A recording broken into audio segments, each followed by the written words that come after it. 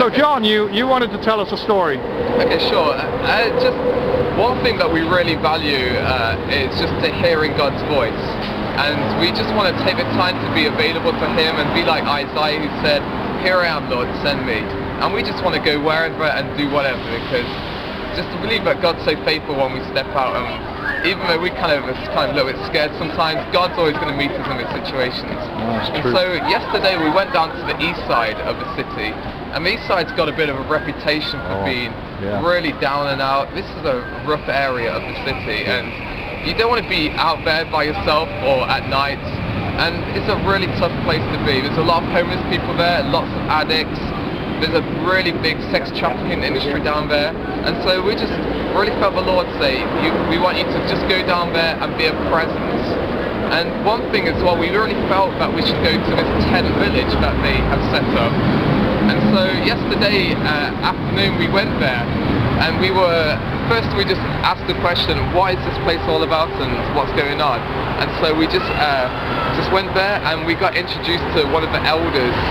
His name is Ricky. He's a native, it's like First Nations, and so he showed us around the whole camp, like showing like where the cooking is, the medical tents. Like super friendly.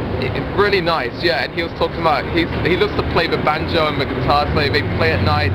But it's really interesting. We've got to meet some really kind of down-to-earth people, but also people who are really afflicted and hurt as well, and just people who are like really just under the curse of just not having any housing, so they were all living in these tents.